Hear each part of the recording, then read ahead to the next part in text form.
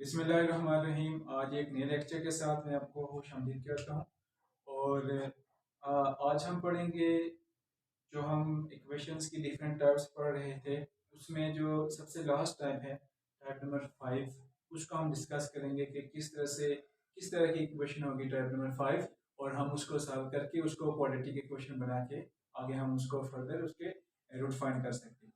तो देखें, हमारे पास ये जो इक्वेशन है, ये आपने इसको इस तरह से देखना है कि ये बहुत सारे लीनियर फैक्टर्स हैं, बहुत सारे फैक्टर्स आपस में मल्टीप्लाई हो रहे हैं, और उनको कैसे आप सॉल्व करेंगे, कैसे उनको मल्टीप्लाई करेंगे, और आपके पास जो आंसर आएगा वो एक क्वाड्रेटिक इक्वेशन की फॉर्म में होगा, और फिर हम उसको आगे सॉल्व करेंगे।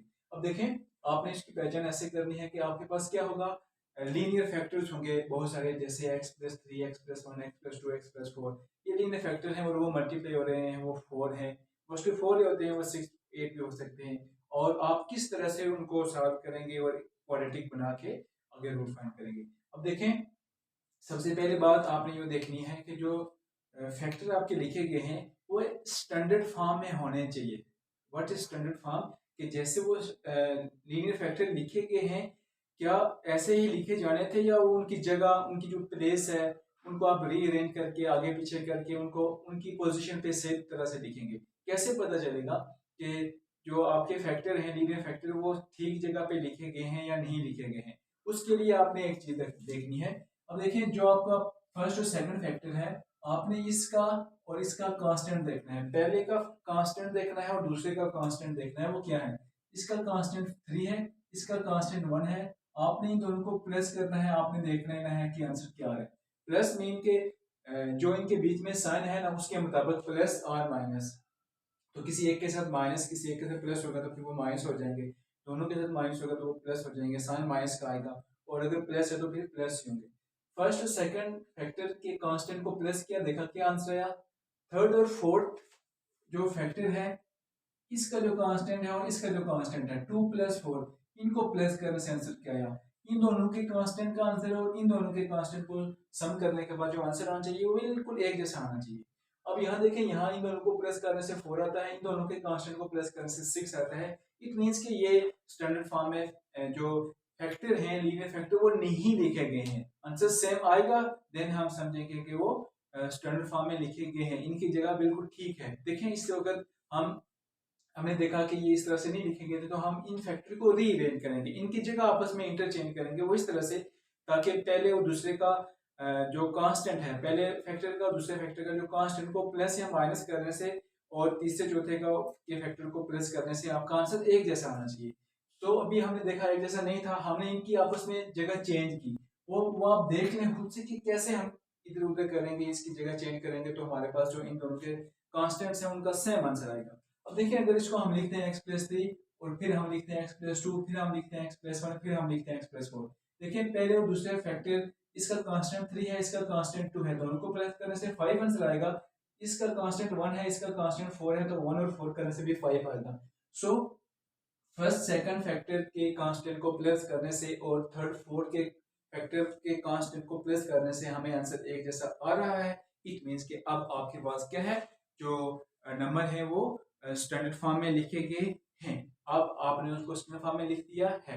अब उसके बाद हम इसको फर्दर सॉल्व करेंगे। अब देखें, इनकी जगह क्यों चेंज की, क्यों आंसर सेम आना चाहिए। कांस्टेंट का स्टैंडर्ड फॉर्म में लिखने से क्या हुआ है, क्या होता है, क्या फर्क पड़ता है, इस चीज की समझ आपको एक स्टेप के बाद आएगी, वो मैं आपको बताऊंगा। अब आपने क्या करना है, आपने फर्स्ट और सेकंड को मल्टीप्लाई कर देना है, थर्ड और फोर्थ को आपस में मल्टीप्लाई कर देना है। फर्स्ट सेकंड मल्टीप्लाई हुए तो आपने लिखा x2+2x+3+6। सेकंड और सॉरी थर्ड और फोर्थ मल्टीप्लाई हुए तो आपने लिख दिया x2+4x+x+6। ये कैसे मल्टीप्लाई हुए ये मुझे बताने की जरूरत नहीं है, आप इज इक्वल टू -1 आप पहले से करते आ रहे हैं। अब देखें, 2x और 3x आपस में प्लस हो जाएंगे, x2+5x+6। ये 4x और ये 1x, 5x x हो गया plus 5x+4 is equal to -1। इसको मल्टीप्लाई करने से ये आंसर मिला, इसको मल्टीप्लाई करने से ये आंसर मिला। अब आपके पास जो चार फैक्टर थे ना, लीनियर फैक्टर, उनको मल्टीप्लाई करने से आपको दो क्वाड्रेटिक इक्वेशंस मिलेंगी। आपको दो क्वाड्रेटिक इक्वेशन मिलेंगी और उनमें एक खास बात क्या होगी। अब देखेंगे कि इस इक्वेशन के जो पहले दो एलिमेंट्स हैं और इसके जो पहले दो एलिमेंट्स हैं वो बिल्कुल एक जैसे हो जाएंगे।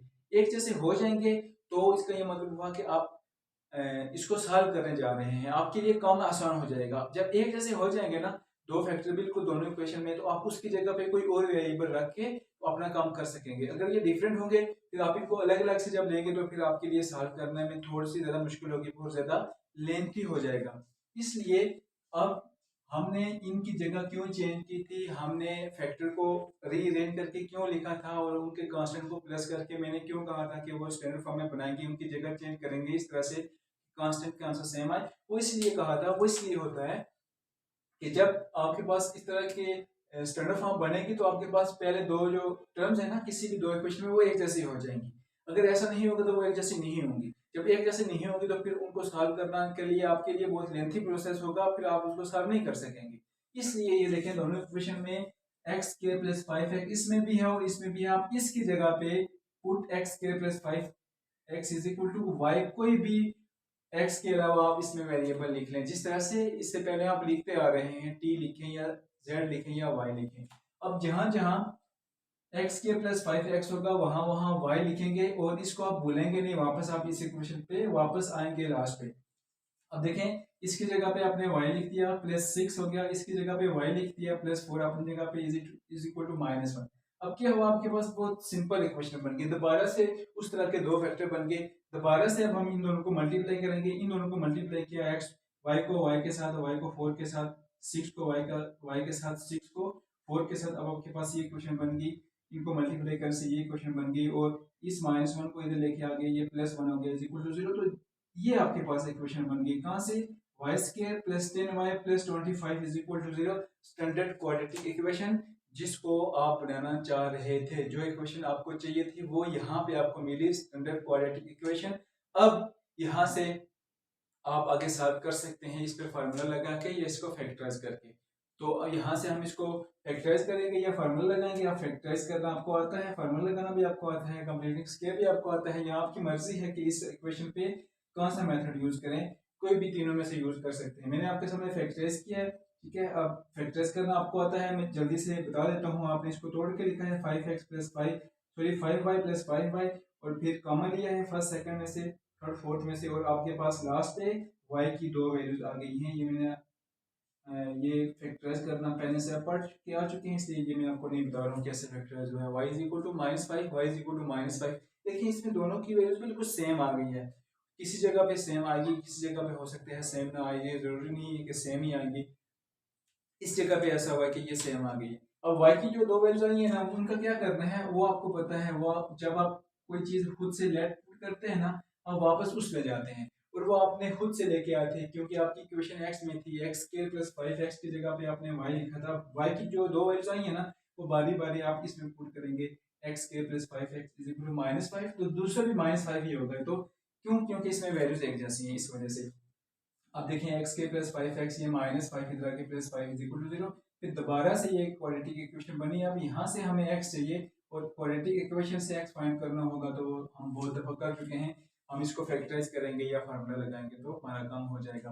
तो हम इस पे फार्मूला लगा लेते हैं। क्वाड्रेटिक फार्मूला आपको आता है, X is equal to minus B plus minus के root B square minus four इसी डिवाइडिंग बाई टू है। तो वैल्यूज पुट की, इसमें ए की वैल्यू क्या है, ए की वैल्यू इसमें वन है, बी की वैल्यू इसमें फाइव है, सी की वैल्यू भी इसमें फाइव है, तो सारी वैल्यूज पुट की हैं। और यहाँ से आपको x की ये दो वैल्यूज मिल गई हैं, x is equal to minus five plus minus के root five dividing by two. ठीक है, ऐसे ही आप इस इक्वेशन को भी सॉल्व करेंगे और ये वाली इक्वेशन बिल्कुल इस इक्वेशन जैसी है और वो सिर्फ इस क्वेश्चन में है। हो सकता है और होगा किसी और क्वेश्चन में ये डिफरेंट होगी, आप उसको दोबारा से आप अलग से सॉल्व करेंगे, अलग से फार्मूला लगा के, अलग से फैक्टराइज करके, अलग से उसके भी दो वैल्यूज आएंगी। इस वक्त इक्वेशन एक जैसी थी इसलिए आंसर एक जैसा आ रहा है। और इस तरह से ये आपके पास फोर आंसर आ गए इसके, प्लस दो आंसर आपके पास ये हैं, दो आंसर ये हैं। तो लास्ट पे आप इसको सॉल्यूशन सेट की फॉर्म में इस तरह से बना के लिख देंगे, एक्स के लिए दो आंसर और एक्स के लिए दो आंसर, टोटल फोर आंसर आपके पास आए हैं, क्योंकि आपके पास फोर फैक्टर थे। फोर फैक्टर को मल्टीप्लाई करने से आपको फोर्थ रूट इक्वेशन ही मिलेगी, इसलिए इसके चार रूट हैं। इस तरह से आपने ये काम करना है और ये बहुत सिंपल इक्वेशन है जिसमें पहचान करने में आपको मुश्किल नहीं होगी। आपके पास बहुत सारे क्वाड्रेटिक फैक्टर आएंगे और उनको कैसे हम उनका रूट फाइंड करेंगे और उसको पहले क्वाड्रेटिक कैसे बनाएंगे, और वो आपने बहुत अच्छे तरीके से समझ लिया है। अगर आपको इसमें फिर भी कोई प्रॉब्लम होती है, ऐसे ही आपके और भी क्वेश्चंस हैं, 3 पार्ट्स और भी हैं इसी क्वेश्चन के, वो मैं आपके लिए छोड़ रहा हूँ, उन पे आपने प्रैक्टिस करनी है, और जिसमें आपको प्रॉब्लम होती है वो आपने मुझसे कमेंट में जाके ज़रूर पूछना है। ठीक है, तब तक के लिए मुझे दीजिए इजाज़त। अल्लाह हाफ़िज़।